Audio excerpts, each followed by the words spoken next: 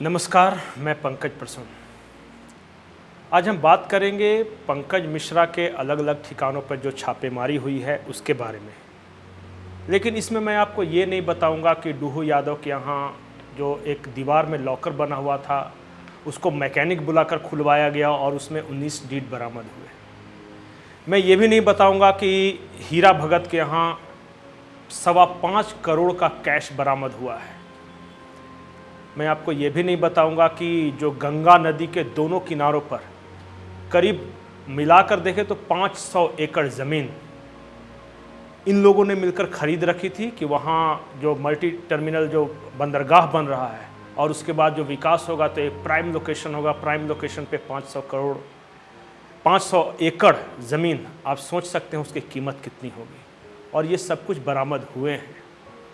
2 बक्से मंगाए गए हीरा भगत के घर पर और बताया गया कि वहाँ सिर्फ कैश नहीं बल्कि करोड़ों रुपए के दस्तावेज, अगर हमारे एक सूत्र की माने तो करीब 1000 करोड़ रुपए की ज्वेलरी, जमीन के दस्तावेज, अवैध खनन के कागजात, ट्रांसपोर्ट के कागजात और कैश और भी न जाने क्या क्या बरामद हुआ है। ये तो थी आज की घटना। अब मैं बता दूं कि ये हुआ कैसे। दरअसल 4-4:30 बजे का वक्त रहा होगा जब फरक्का से एक ब्रह्मपुत्र मेल ट्रेन आती है और वो ट्रेन साहेबगंज स्टेशन पर उतरती है और उसमें करीब 100 सीआरपीएफ के जवान उतरते हैं साहेबगंज स्टेशन पर। उसके बाद ठीक उससे थोड़ी देर पहले एक ट्रेन आती है वनांचल एक्सप्रेस, उससे 500 उसमें 100 के करीब सीआरपीएफ के जवान उतरते हैं। और तीसरी ओर से गाड़ी आती है रांची और धनबाद के नंबर की। वो गाड़ी जैसे रुकती है तो एक जगह चाय की दुकान पर रुकी हुई थी। किसने पूछा कि आप लोग क्या करने आए हैं, तो एक अफसर हैं वो बताते हैं कि हम लोग यहाँ शादी में आए हैं। और उसके बाद वो सारे लोग एक जगह पर इकट्ठा होते हैं, सारे जवानों को गाड़ी में बिठाया जाता है और वहाँ से एग्जैक्ट बिना कोई देर किए हुए 4 बजे ये उतरे हैं सीआरपीएफ जवान और 5 बजे के आसपास ये सारे जो आरोपी हैं उनके ठिकानों को घेर लिया जाता है और एक साथ दरवाजे पे नॉक होता है। घड़ी की सुइयां मिला ली गई थी। और कौन कौन से लोग थे जिनके यहाँ छापेमारी हुई?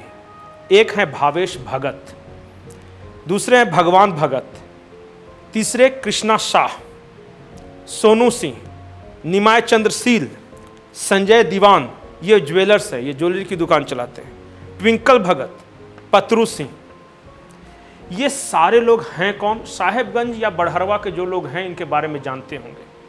निमाय चंद्रशील के बारे में कहा जाता है कि ये गाड़ियों से जो कलेक्शन का पैसा होता था वो वसूलते थे, जितने ट्रांसपोर्ट का पैसा। कहानी दरअसल शुरू होती है 1-1.5 साल पहले। 1-1.5 साल पहले सीबीआई किसी मामले में जांच कर रही थी संथाल परगना में और उसी वक्त पंकज मिश्रा का नाम थोड़ा थोड़ा आना शुरू हुआ था। और करीब 6 से 7 महीने पहले सीबीआई ने इनकम टैक्स डिपार्टमेंट को एक चिट्ठी लिखी थी और उसमें लिखा था कि पंकज मिश्रा नामक एक शख्स है संथाल परगना में, वो आय से अधिक संपत्ति मामले की थोड़ी जांच कर ली जाए, क्योंकि जो भी हम जिसे भी हम पकड़ते हैं वो बताता है कि हमारा गॉडफादर पंकज मिश्रा है। उस वक्त हेमंत सोरेन की सरकार नई नई आई थी और ये जो सीबीआई केस जांच चल रही थी वो सब चल रही थी। लेकिन कुछ दिनों पहले सीबीआई ने ये पूरा मामला ईडी को दे दिया, क्योंकि ये मनी लॉन्ड्रिंग का केस था। मनी लॉन्ड्रिंग का केस किस तरह से कि पहले संथाल परगना से करीब 100 से 150 ट्रक बंगाल, बिहार के भागलपुर वाले इलाके में या बांग्लादेश जाते थे। बाद में ये खबर आई और लॉबिन हेम्ब्रम जी ने कहा भी कि हर दिन 200 ट्रक सिर्फ साहेबगंज से बांग्लादेश में जा रहे हैं और हर ट्रक से अवैध वसूली है करीब 35,000 रुपये पर डे। तो आप सोच लीजिए कि 200 गुने 35,000 पर डे, एक दिन का कलेक्शन सिर्फ ट्रक से और सिर्फ स्टोन चिप्स के लिए कितना है। उसके बाद ये सप्लाई कम पड़ने लगा तो मालगाड़ी को लगाया गया। मालगाड़ी के जरिए स्टोन चिप्स बांग्लादेश भेजे जाते थे और पश्चिम बंगाल के सिंडिकेट्स इसे नियंत्रण करते थे और जमीन का सारा काम आरोप है कि पंकज मिश्रा देखते थे। हैरानी की बात यह है कि बिना परिवहन परमिट के भी रेलवे की मालगाड़ियां संथाल परगना से खुलती थी और वो बांग्लादेश जाती थी। बीच में करीब 1-1.5 महीने पहले एक प्रकरण हुआ था कि ओवरलोडेड एक मालगाड़ी संथाल परगना से खुलती है और वो बांग्लादेश की ओर जा रही होती है। तभी कल्याणी स्टेशन पर बांग्लादेश पुलिस ने उसे रोक लिया और रोका इस आरोप में कि ये ओवरलोडेड है और जितना लोड आप एक मालगाड़ी में करके ले जा रहे हैं उससे पटरियां खराब हो सकती हैं, हमारी पटरी इसका भार ही नहीं उठाएगी। और जानते हैं, जब बांग्लादेश पुलिस ने रोका तो एक मालगाड़ी को छोड़ने के लिए एक शख्स 150 करोड़ रुपए लेकर पहुंचा था। वो शख्स कौन था, इसके बारे में मैं विस्तार से बाद में बताऊंगा अगले वीडियो में। तो आज जब छापेमारी हुई तो हमें जो खबर है कि जैसे ही 5 बजे सीआरपीएफ की टीम पहुंची तो 2 जगह ऐसे थे जहां सीआरपीएफ के जवानों के साथ धक्का मुक्की भी हुई, हल्की झड़प भी हुई। अपने घर में घुसने नहीं दे रहे थे, लेकिन थोड़ी सख्ती दिखाई, घर में घुसे। हीरा भगत, उनके घर से 5.25 करोड़ कैश बरामद हुए हैं, कुछ घर से दस्तावेज बरामद हुए हैं और एक जो महत्वपूर्ण शख्स है वो भगवान भगत हैं। इनके बारे में इनके यहाँ से क्या बरामद हुआ अब तक हमें जानकारी नहीं मिल सकी है, लेकिन बताया ये जा रहा है कि सबसे ज़्यादा चौंकाने वाली बरामदगी अगर किसी के यहाँ से हुई है तो वो भगवान भगत है। इस बीच में करीब 5:15 बजे आज शाम को ईडी की टीम एसबीआई पहुंची, बड़हरवा एसबीआई।